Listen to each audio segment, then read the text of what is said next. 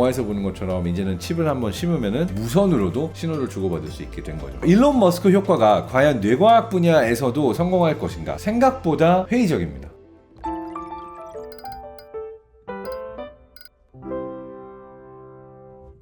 안녕하세요. 뇌과학 박사 장동선입니다. 오늘은 주 전공 영역에서 얘기를 좀 해보려고 그래요. 뇌과학과 최첨단 미래 기술이 만나는 영역입니다. 최근에 뉴스에 나왔던 게 일론 머스크의 뉴럴링크, 그 중에서도 원숭이 실험을 했는데 원숭이 20여 마리 중에 대부분이 죽었다. 동물 학대 논란 이런 것들도 올라왔고요. 그리고 2020년에 이미 인간 대상으로 실험을 하겠다고 이야기를 했지만 그것을 미뤄서 2022년에 하겠다고 했습니다. 근데 제가 아는 바로는 아직까지도 허가를 받지 못한 상태입니다. 대체 왜 동물들은 이렇게 많이 죽었고 그 다음에 뉴럴링크라는 회사가 하려고 하는 것이 뭔지 한번 풀어보려고 합니다. 뉴럴링크라는 회사는 2016년도에 처음 런칭이 돼서 일반에 공개된 거는 2017년도입니다. 자, 2016년도에 어떤 사건이 있었죠? 이세돌 구단과 알파고 요 대국이 있었죠. 알파고가 이기는 걸 보고 일론 머스크가 커다란 결심을 하게 돼요. 와, 정말 인공지능이 AI가 인간을 넘어서겠구나. 그럼 인간이 인공지능의 노예가 되는 건 시간 문제겠다. 안 되겠다. 뭔가 대안을 생각해야겠다. 그래서 그 대안으로 나오게 된 게 바로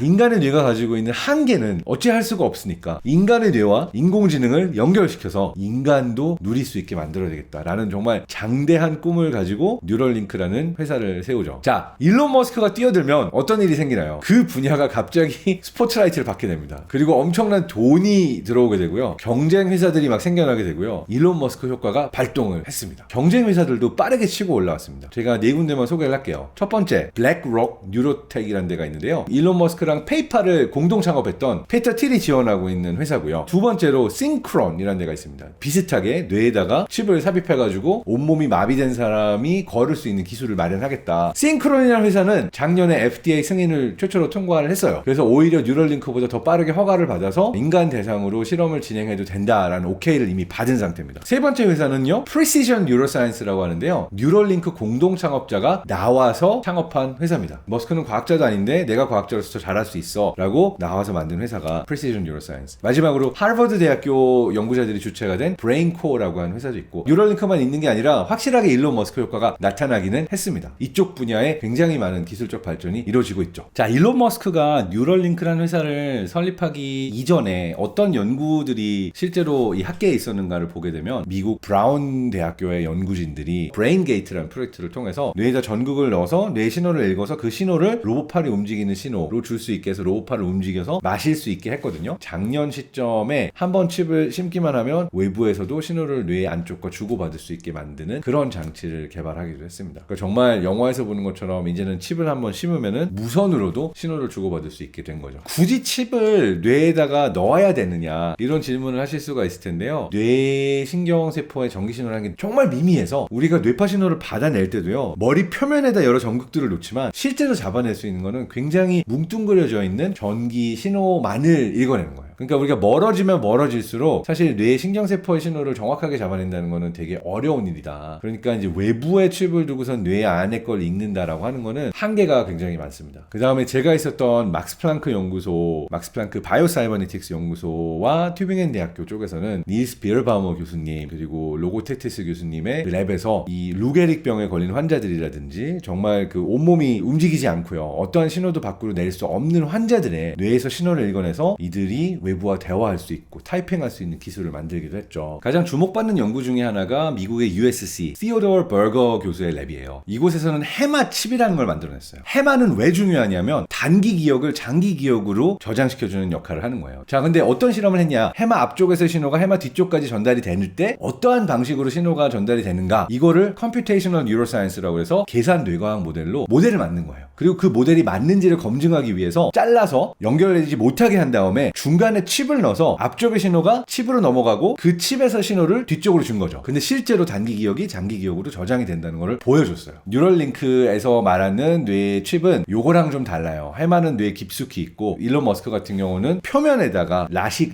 수술을 하듯이 살짝 얹는 형태로도 그 밑에 있는 신호를 읽어낼 수 있다라고 얘기를 하니까 부위도 다르고 방식도 다르긴 하지만 어쨌든 이 분야에서는 이런 형태로 우리가 뇌의 신호를 전자칩으로 넘겼다가 다시 뇌에 전달했을 때 신호가 전달이 된다라는 것들이 검증 검증되기는 했던 상태인 거죠. 일론 머스크 효과가 과연 뇌과학 분야에서도 성공할 것인가? 이 주제에 대해서 뇌과학 분야 최고의 전문가들의 이야기를 들어보면요, 생각보다 회의적입니다. 뇌과학 분야에서 최전선에 있는 분 중에 한 분이 미국 폴 앨런 연구소의 과학 연구 총괄을 하고 있는 크리스토프 콕 교수님인데요. 자기가 죽기 전까지는 머스크가 약속하는 이 뉴럴링크의 목표가 이루어지지 않을 것 같다. 그 이유 중에 하나는 인간의 뇌에서 신호를 읽어내는 거는 가능합니다. 지금 점점 기술이 발전하고 있지만 인간의 뇌에다가 정보를 집어넣는 것 자체는 단 1mm만 틀어줘도 다른 분야로 신호가 갈 수가 있고, 실험이 되지 않았을 뿐 아니라 위험도도 높은 분야라서 이게 정말 가능할 거다라고 보는 거는 뇌과학 연구를 오래 한 사람들의 입장에서는 어려울 것 같다라고 보는 편이죠. 자, 이 시점에서 뉴럴링크라는 회사의 인사이더 소식들을 제가 조금 조사해 왔는데요. 실질적인 과학 연구 총괄을 맡고 있었던 사람이 막스 호닥 박사입니다. 작년 4월에 원숭이가 이제 그 뇌에다가 전극을 연결한 상태에서 브레인퐁, 생각만으로 탁구 치는 그런 게임 영상 몇백만 뷰 나와서 전 세계 사람들이 봤었죠. 그 영상이 4월에 올라갔는데 5월에 막스 호닥 박사가 연구 총괄직을 때려칩니다. 때려친 건지 잘린 건지 여러 가지 이야기가 분분하긴 하지만, 그리고 제가 아는 바로 아직까지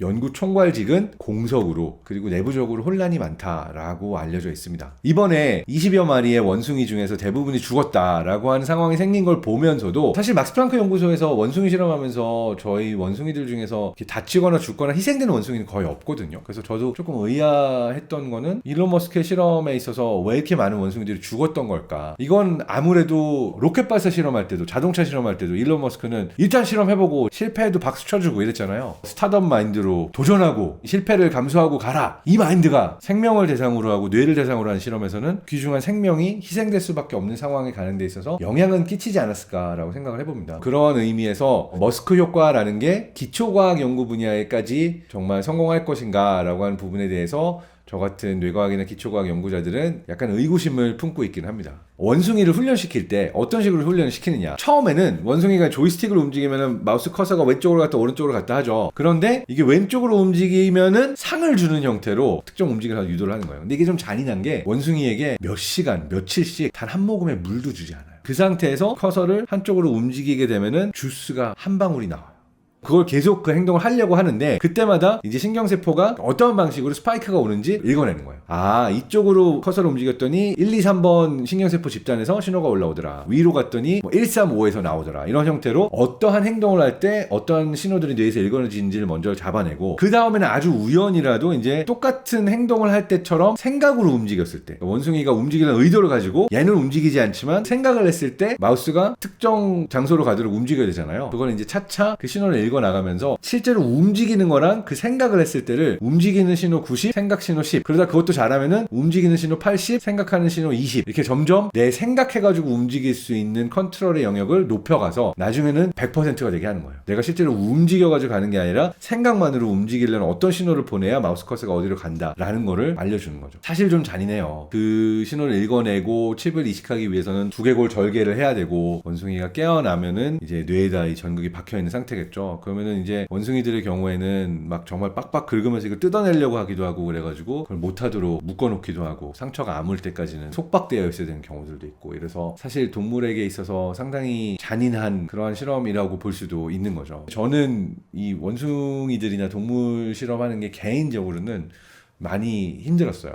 그 괴로워하는데 이게 그냥 내 실험 대상으로 딱 나와 분리가 되는 게 아니라 굉장히 마음이 안 좋아서, 저는 인간 대상 실험을 하되 가상현실에서 실험을 하는 쪽을 선택을 했었었고요. 대체 이런 동물 실험이 왜 필요하냐 라는 많은 사람들의 의문이 있을 수 있어요. 실제로 제가 있었던 연구소가 동물보호단체에서 너희 동물 학대한다 라고 언더커버 연구원을 보내서, 그 동물보호단체의 연구원이 연구원으로 들어와가지고 연구원 일을 한 게 아니라 카메라로 이걸 다 촬영을 해서 뉴스 미디어에 내보내면서 한 몇 년 동안 그 연구소에서 일하는 모든 과학자들이 굉장히 힘들었습니다. 사실 전 그런 연구를 직접 하고 있지 않은데 살해 협박 전화, 막 어린이집에서 너 아이를 데려가서 처참하게 똑같이 고문을 시키겠다 막 이러기도 하고, 실제로 과학자들의 자식들이 어린이집, 유치원 다니고 있는데 그곳에서 공격을 받은 케이스도 있어서 이게 좀 사회적 문제가 되기도 했고요. 결국은 이런 동물학대 논란 때문에 제 옆에 디파트먼트에서 일하던 분들의 연구는 접을 수밖에 없었어요. 그럼에도 불구하고 왜 동물 실험이 존재하는가? 우리가 작년, 재작년만 보면 코로나19 때문에 많은 분들이 목숨을 잃었잖아요. 굉장히 빠른 시간 안에 이 백신 개발이 이루어졌어요. 안전한 어떤 약 개발을 하거나 치료 방법을 개발하기 위해서는 사람들의 목숨을 살리기 위한 목적으로 굉장히 많은 동물들이 희생되고 있는 것도 사실입니다. 과학자들의 경우에도 굉장히 엄격한 윤리적인 잣대 아래서 실험을 하고 있고 함부로 단 한 마리의 동물이라도 목숨을 잃지 않도록 실험을 하는 데 있어서 많은 주의를 기울이고 있기는 합니다. 자, 그렇다면 앞으로도 백신 개발을 위해서, 약 개발을 위해서 인간과 기계가 연결되는 그런 미래를 위해서 이렇게 많은 동물들이 희생돼야 되는 걸까요? 실제로 대안은 없을까요? 자, 우리가 코로나19 이후에 굉장히 많은 동물 실험 연구들이 허가를 받았는데 재미있는 건 허가받은 케이스 대비 희생된 동물의 숫자를 보면 희생된 동물의 숫자는 올라가지 않았어요. 그러니까 이건 굉장히 좋은 뉴스입니다. 왜냐하면 더 많은 실험을 하더라도 더 많은 동물들을 희생시키지는 않은 거거든요. 근데 여기에 크게 기여를 한 쪽이 있어요. 바로 인공지능입니다. 구글 딥마인드에서 알파폴드라고 하는 단백질의 3차원 구조를 예측할 수 있는 인공지능을 내놨어요. 그리고 심지어 이 알파폴드를 모든 과학자들이 무상으로 이용할 수 있도록 제공을 했거든요. 굉장히 통큰 선택이었다고 볼 수가 있는데 이런 단백질 3차원 구조를 알아내서 어떠한 약 개발을 하는 데 있어서 이 인공지능이 투입이 되면서 굉장히 시뮬레이션을 빠르게 할 수 있게 되고 우리가 원하는 약을 부작용이 없고 그리고 많은 동물들이 희생되지 않아도 되는 약을 빠르게 개발할 수 있었던 이면에는 이런 인공지능의 열일도 있었다라고 얘기를 할 수가 있어요. 완벽하게 대체는 불가능하겠지만 인공지능을 통해서 희생된 동물들의 숫자는 줄일 수 있을 것이라고 생각이 됩니다. 지난 몇십 년 동안 일어난 큰 변화 중엔 뭐가 있냐면 동물도 생각이 있고 지능이 있고 감정이 있다. 이런 연구들이 계속 나오고 있어요. 그러니까 사실 동물 실험을 하던 과거에는 기독교적인 사고방식 때문에 인간만 영혼이 있고 동물에겐 영혼이 없다. 이렇게 믿는 사람들이 많았거든요. 그러다 보니까 동물 실험을 하더라도 기계를 대상으로 실험하듯 많은 동물들이 생명을 잃어도 아무렇지도 않게 보는 사람들도 있었어요. 그래서 이런 인식의 변화가 있다라고 하는 것도 사실 앞으로의 실험에 있어서 큰 영향을 미치게 될 것 같고요. 이러한 연구들도 있어야 더 아픔을 겪는 사람들이 치료가 될 수가 있고 목숨을 잃는 일들이 좀 적어지지 않을까라는 바람에서 과학자들은 연구를 하고 있다 이렇게 말씀드리고 싶습니다. 여러분 모두 아프지 마시고요. 그리고 모두 건강하고 행복하시기를 기원하겠습니다. 다음 시간에 또 봬요. 큐브 여러분 감사합니다.